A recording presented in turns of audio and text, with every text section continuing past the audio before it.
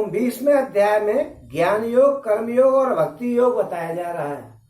बड़ा भारी ये 11वें स्कंद का हम जो वीडियो बना रहे हैं, ये इसलिए बना रहे हैं कि कुछ लोगों की समझ में आए, क्योंकि ये भागवत जी में वैसे तो एक एक शब्द उनका बड़ा महत्वपूर्ण है पूरी भागवत जी का, लेकिन 11वें स्कंद तो 11वें ही स्कंद है।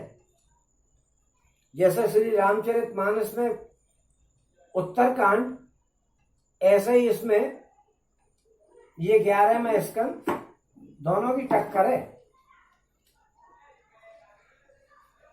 ओम उद्धव जी ने कहा, यानी 20वें अध्याय में ज्ञान योग, कर्म योग और भक्ति योग बताया जा रहा है।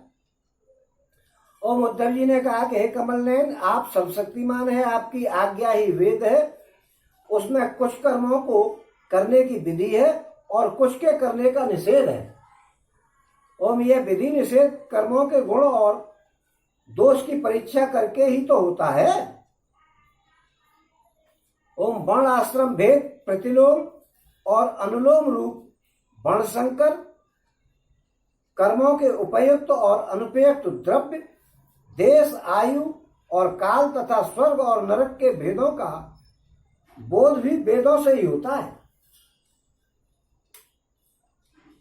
ओम इसमें संदेह नहीं कि आपकी वाणी ही वेद है, परंतु उसमें विधि निषेध हो, विधि निषेध तो भरा पड़ा हुआ है।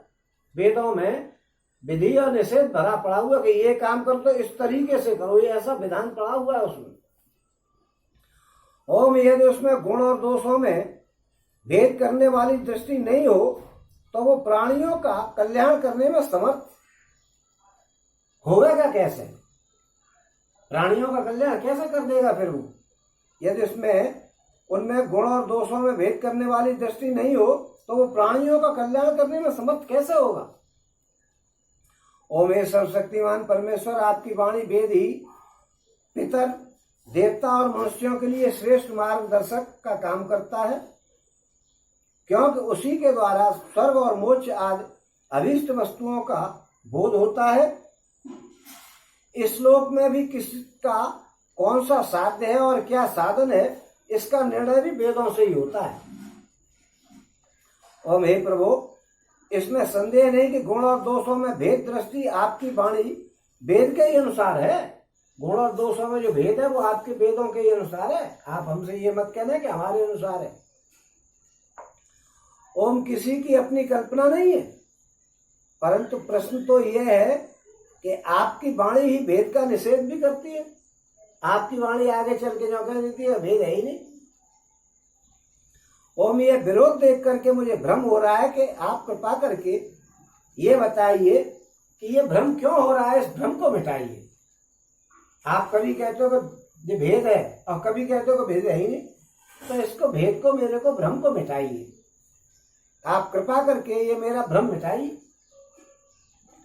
ओम श्री भगवान कन्हैया जी कहते हैं कि प्रियोत्तम, मैंने ही वेदों में एवं अन्यत्र भी मनुष्यों का कल्याण करने के लिए अधिकार वेद से 3 प्रकार के योगों का वर्णन किया है, उपदेश किया है। वे कौन कौन से 3 प्रकार के योग हैं? ज्ञान योग, कर्म योग और भक्ति योग। और मनुष्य के परम कल्याण के लिए इनके अतिरिक्त और कोई उपाय है ही नहीं। ज्ञान योग, कर्म योग और भक्ति योग, इनके अलावा कुछ है ही नहीं मनुष्य के कल्याण के लिए। ओम उद्धव जी, जो लोग कर्मों तथा उनके फलों से विरक्त हो गए हैं और उनका त्याग कर चुके हैं, जो लोग कर्मों तथा उनके फलों से विरक्त हो गए, कर्म का फल नहीं चाहिए आपको, उनका त्याग कर चुके हैं, वे ज्ञान योग के अधिकारी होते हैं। जिनको ज्ञान योगी कहेंगे, ज्ञानी कहेंगे, वो कर्मों का त्याग कर चुके, कर्म का उसमें फल नहीं चाहिए। ये सुबह से शाम तक आपके यहाँ काम करेंगे, पैसा नहीं लेंगे।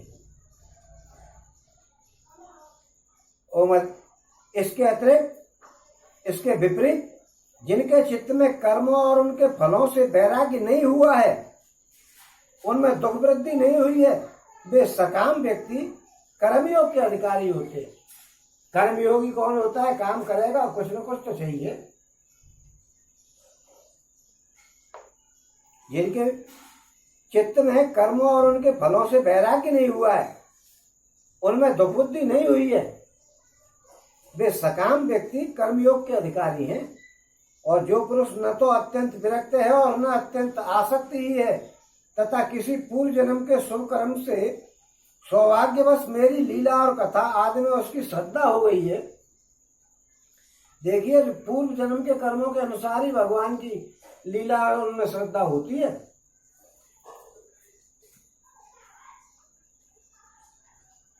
बिन सत्संग विवेक न होई, राम कृपा बिन सुलभ न सोई। राम जी की कृपा नहीं होगी जब तक आपको कोई सुविधा नहीं मिलेगी। ओम जो पुरुष न तो अत्यंत विरक्त है और न अत्यंत आसक्ति है, तथा किसी पूर्व जन्म के शुभ कर्म से सौभाग्यवश मेरी लीला और कथा आदि में उसकी श्रद्धा हो गई है, वो भक्ति योग का अधिकारी है। ओम उसे भक्ति योग के द्वारा ही सिद्धि मिल सकती है। कर्म के संबंध में जितने भी विधि निषेध हैं, उनके अनुसार तभी तक कर्म करना चाहिए जब तक कर्म में जगत और उसे प्राप्त होने वाले स्वर्ग आदि सुखों से वैराग्य न हो। जब तक सुखों से वैराग्य नहीं हो स्वर्ग आदि से, जब तक कर्म करने चाहिए। कर्म करते करते आपकी वो स्थिति हो जाएगी, यार स्वर्ग तो छोटी चीज है, अब तो मोक्ष की तरफ चलो, तो फिर जब तक कर्म करने चाहिए जब तक आप इनसे वैराग्य प्राप्त करो।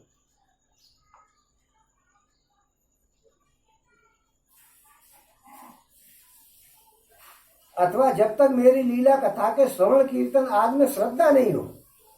यानी कर्म के संबंध में जितने भी विधि निषेध हैं, उनके अनुसार तभी तक कर्म करना चाहिए जब तक कर्म में जगत और उसे प्राप्त होने वाले स्वर्ग आदि सुखों से वैराग्य न हो जाए। अथवा जब तक मेरी लीला और कथाओं के श्रवण कीर्तन आदि में श्रद्धा नहीं हो जाए, जब तक कर्म करने चाहिए। फिर लीला कथा में श्रद्धा हो गई तो फिर किसी कर्म की जरूरत नहीं है। ओम हे उद्धव, इस प्रकार अपने वर्ण और आश्रम के अनुकूल धर्म में स्थित रह करके यज्ञों के द्वारा बिना किसी आशा और कामना के मेरी आराधना करता रहे और निषिद्ध कर्मों से दूर रह करके केवल विहित कर्मों का ही आचरण करे। निषिद्ध कर्म जो नहीं करने चाहिए, विहित कर्म जो करने चाहिए, तो उसे स्वर्ग या नरक में जाना नहीं पड़ेगा। और अपने धर्म में निष्ठा रखने वाला पुरुष इस शरीर में रहते रहते ही निषिद्ध कर्म का परित्याग कर देता है और राग द्वेष राग आदि मलों से भी मुक्त हो जाता है, इन्हीं पवित्र हो जाता है। और इसी से अनायास ही उसे आत्म साक्षात्कार रूप विशुद्ध तत्व ज्ञान अथवा द्रुत चित्त होने पर मेरी भक्ति प्राप्त हो जाती है।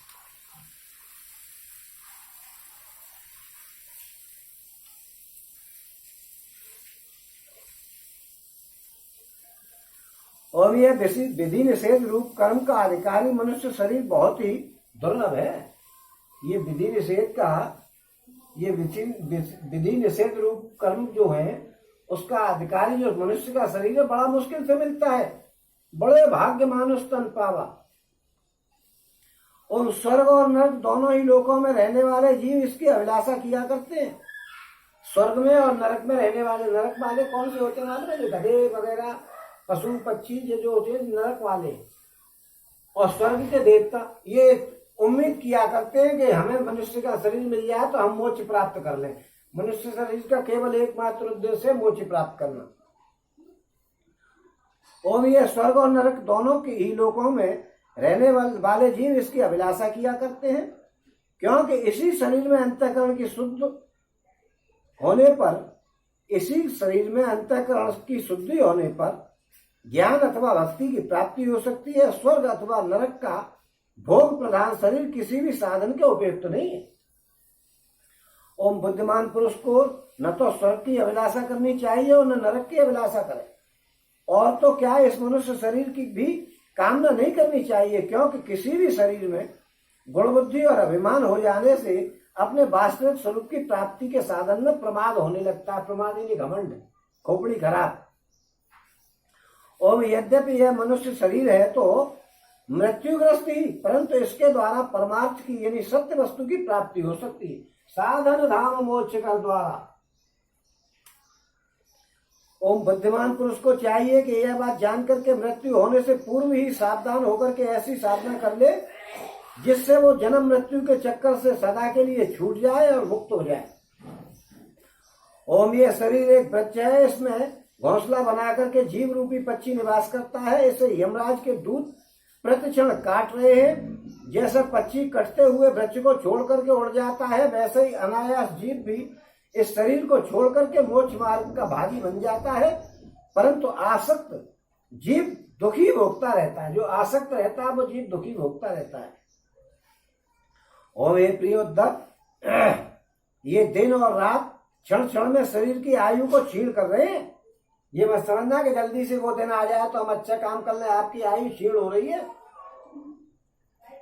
ओम, ये जान करके जो भय से कांप उठता है वो व्यक्ति इसमें आसक्ति छोड़ करके परम तत्व का ज्ञान प्राप्त कर लेता है और फिर इसके जीवन मरण के निरपेक्ष होकर के फिर इसके जीवन मरण से निरपेक्ष होकर के अपने आत्मा में ही शांत हो जाता है। ओम, यह मनुष्य शरीर समस्त शुभ फलों की प्राप्ति का मूल है। अत्यंत दुर्लभ होने पर भी अनायास सुलभ हो गया है। इस संसार सागर से पार जाने के लिए यह एक सुदृढ़ नौका है, साधन का धाम और मोक्ष का द्वार है। ओम, शरण ग्रहण मात्र से ही गुरुदेव इसके केवट बनकर के पतवार का संचालन करने लगते हैं और स्मरण मात्र से ही मैं अनुकूल वायु के रूप में इसे लक्ष्य की ओर बढ़ाने लग जाता हूं। मुझे स्मरण करते रहो, आपको मैं ढड़काता रहूंगा उसी तरह। ओम, इतनी सुविधा होने पर भी जो इस शरीर के द्वारा संसार सागर से पार नहीं जा पाता है वो तो अपने आत्मा का हनन करने वाला है, यानी अधपतन करने वाला है। ओम, हे प्रियोद्धव, जब पुरुष दोष दर्शन के कारण कर्मों से उद्विग्न और विरक्त हो जाता है तब जितेंद्रिय होकर के वो योग में स्थित हो जाए और अभ्यास आत्मसंधान के द्वारा अपना मन मुझ परमात्मा में निश्चल रूप से धारण करे। इनमें ये बात बताई कि जब पुरुष दोष दर्शन के द्वारा कर्मों से उद्विग्न हो जाए, यानी विरक्त हो जाए, दोष दर्शन, कर्मों में दोष देखे, इसको करने से ये नुकसान है, इसको करने से ये नुकसान है, इसको ये करने से कोई फायदा नहीं, ऐसी बात करे कि ये तो बेकार है, ऐसी बात करने लग जाए तो भगवान की तरफ वो बढ़ जाता है। इसमें दोष दर्शन करे, विरक्त हो जाए और जितेंद्रिय होकर के वो योग में स्थित हो जाए और अभ्यास और आत्म अनुसंधान के द्वारा अपना मन उस परमात्मा में निश्चल कर दे। ओम, जब स्थिर करते करते समय, जब मन को स्थिर करते समय मन चंचल होकर के इधर उधर भटकने लगे तो झटपट बड़ी सावधानी से मना करके और समझा बुझा करके फुसला करके अपने बस में कर ले। बार बार आप पूजा कर रहे हो और आपका मन किसी की तरफ जा रहा है तो उसको रोक के लाओ कि भैया उधर जाने से कोई फायदा नहीं है, इधर ही आ जाओ। मना करके फैसला फुसला करके अपनी ओर लावे, अपने बस में करे, इंद्रियों और प्राणों को अपने बस में रखे और मन को एक क्षण के लिए भी स्वतंत्र नहीं छोड़े। मन आपने छोड़ दिया तो कल्याण कर देगा आपका। ओम, उसकी एक एक चाल, एक एक हरकत को देखता रहे। इस प्रकार सत्व संपन्न बुद्धि के द्वारा धीरे धीरे मन को अपने बस में कर लेना चाहिए। जैसे सवार घोड़े को अपने बस में करते करते उसे अपने मनोभाव की पहचान कराना चाहता है, अपनी इच्छा के अनुसार उसे चलाना चाहता है और बार बार फुसला करके उसे अपने बस में कर लेता है, वैसे ही मन को भी फुसला करके उसे मीठी मीठी बातें सुना करके बस में कर लेना चाहिए और यही परम योग है। ओम, सांख्य शास्त्र में प्रकृति से लेकर के शरीर पर्यंत सृष्टि का जो क्रम बतलाया गया है उसके अनुसार सृष्टि चिंतन करना चाहिए और जिस क्रम से शरीर आदि का प्रकृति में लय बतलाया गया उस प्रकार लय चिंतन करना चाहिए। यह क्रम जब तक जारी रखना चाहिए जब तक मन शांत और स्थिर नहीं हो जाए। ओम, जो पुरुष संसार से विरक्त हो गया है, जिसे संसार के पदार्थों में दुर्बुद्धि हो गई है, वो अपने गुरुजनों के उपदेश को भली बात समझ करके बार बार अपने स्वरूप के ही चिंतन में संलग्न रहता है। इस अभ्यास के द्वारा वो बहुत शीघ्र ही इस अभ्यास से बहुत शीघ्र ही उसका मन अपनी वो चंचलता और अनात्म शरीर आदि में आत्मबुद्धि करने से हुई छोड़ देता है।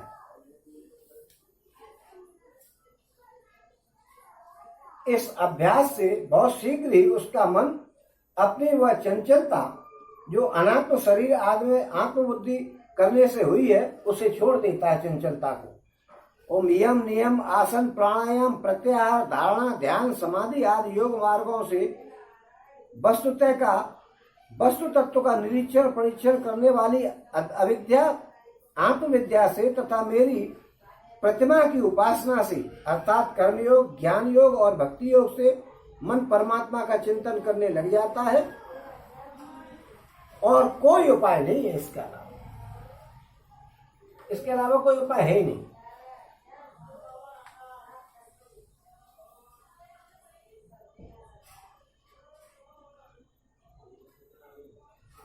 ओम अयोध्या जी, वैसे तो योगी कभी कोई निंदित कर्म करता ही नहीं है, परंतु यदि कभी उससे प्रमादवश कोई अपराध बन भी जाए तो योग के द्वारा ही उस पाप को वो जला डाले।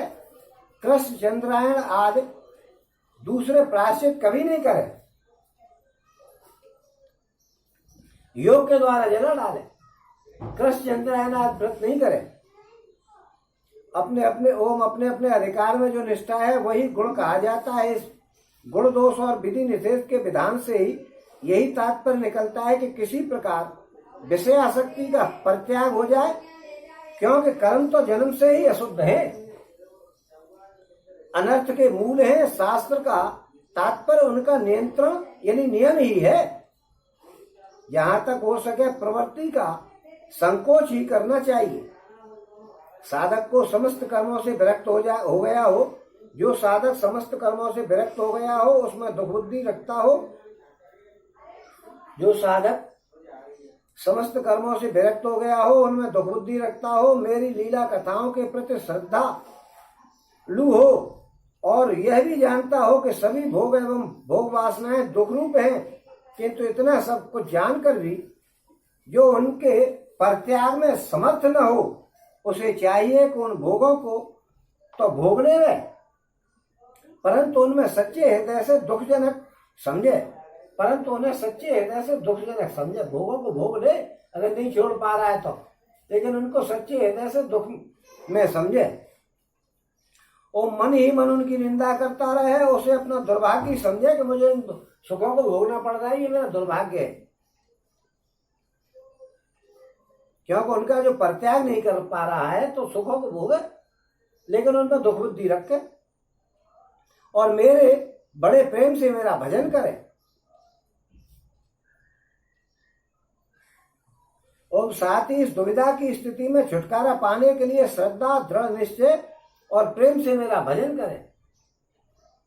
इस प्रकार मेरे बतलाए हुए भक्ति योग के द्वारा निरंतर मेरा भजन करने से मैं उस साधक के हृदय में आकर के बैठ जाता हूं। भगवान जी जो कह रहे हैं कि जो साधक समस्त कर्मों से विरक्त हो गया हो, उसमें दुर्बुद्धि रखता हो, मेरी लीला कथाओं के प्रति श्रद्धालु हो और वो ये भी जानता हो कि सभी भोग और भोग वासनाएं दुख स्वरूप हैं, किंतु उनका इतना सब कुछ जान करके भी वो उनके परित्याग में समर्थ न हो, सब जानता हो लेकिन छोड़ नहीं पा रहा हो, आदत से मजबूर हो, तो उसे चाहिए कि उन भोगों को तो भोग ले, परंतु उनमें सच्चे हृदय से दुखजनक समझे उन्हें और मन ही मन उनकी निंदा करता रहे तथा उसे अपना दुर्भाग्य समझे। साथ ही इस दुविधा की स्थिति से छुटकारा पाने के लिए श्रद्धा दृढ़ निश्चय और प्रेम से मेरा भजन करें। ओम इस प्रकार मेरे बतलाए हुए भक्ति योग के द्वारा निरंतर मेरा भजन करने से मैं उस साधक के हृदय में आकर के बैठ जाता हूँ और मेरे विराजमान होते ही उसके सारे हृदय की सारी वासनाएं अपने संस्कारों के साथ नष्ट हो जाती हैं। ओम इस तरह जब उसे मुझ सर्वात्मा का साक्षात्कार हो जाता है तब तो उसके हृदय की गांठ टूट जाती है, उसके सारे संशय छिन्न भिन्न हो जाते हैं और कर्म वासनाएं सर्वदा क्षीण हो जाती है। इसी से जो योगी मेरी भक्ति से युक्त है और मेरे चिंतन में मगन रहता है उसके लिए ज्ञान और वैराग्य की आवश्यकता नहीं होती है और उसका कल्याण तो प्राय मेरी भक्ति के द्वारा ही हो जाता है। कर्म तपस्या ज्ञान वैराग्य योग अभ्यास दान धर्म और दूसरे कल्याण साधनों से जो कुछ स्वर्ग अपवर्ग मेरा परम धाम अथवा कोई भी वस्तु प्राप्त होती है वो सब मेरी भक्ति योग के प्रभाव से ही यदि वो चाहे तो अनायास ही प्राप्त कर लेता है। ओ मेरे अनन्य प्रेमी और धैर्यवान साधु भक्त स्वयं तो कुछ चाहते ही नहीं है। यदि मैं उन्हें देना भी चाहता हूं और देता भी हूं तो अभी भी दूसरी वस्तुओं को तो वे की तो बात ही क्या है, वे केवल मोक्ष भी नहीं लेते। मेरे भक्त मोक्ष को भी नहीं चाहते। और उद्धव जी सबसे श्रेष्ठ एवं महान निश्रेयस यानी परम कल्याण, निश्रेयस यानी परम कल्याण तो निरपेक्षता का ही दूसरा नाम है। इसलिए जो निष्काम और निरपेक्ष होता है उसी को मेरी भक्ति प्राप्त होती है। मेरे अनन्य प्रेमी भक्तों का और उन समदर्शी महात्माओं का जो बुद्धि से अतीत परम तत्व को प्राप्त हो चुके हैं, इन विधि और निषेध से होने वाले पुण्य और पाप से कोई संबंध नहीं होता।